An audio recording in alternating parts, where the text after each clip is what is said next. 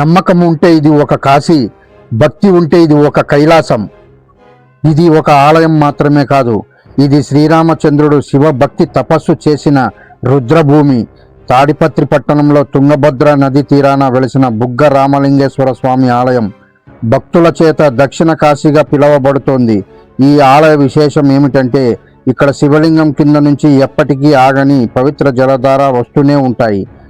అది కేవలం నీరు కాదు, శివుని కృపగా భక్తులు విశ్వసిస్తారు. పురాణాల ప్రకారం సాక్షాత్తు శ్రీరామచంద్రుడే ఇక్కడ బ్రహ్మసూత్ర శివలింగాన్ని ప్రతిష్ఠించడానికి భక్తుల నమ్మకం.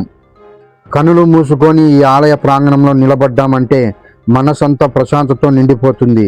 శివనామ స్మరణ శ్వాసగా మారుతుంది. ఇక్కడికి వచ్చిన ప్రతి భక్తుడి హృదయంలో ఒక మాట వినిపిస్తుంది.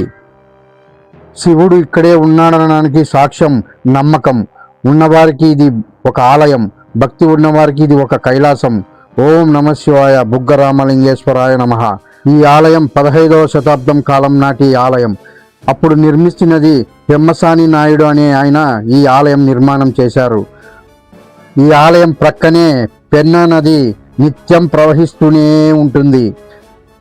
ఈ స్థల పురాణంలో శ్రీరామచంద్రుడే త్రేతాయుగం కాలం నాటి బ్రహ్మసూత్ర శివలింగాన్ని ప్రతిష్ఠించారని భక్తులు గాఢమైన విశ్వాసం అయితే ఉంది.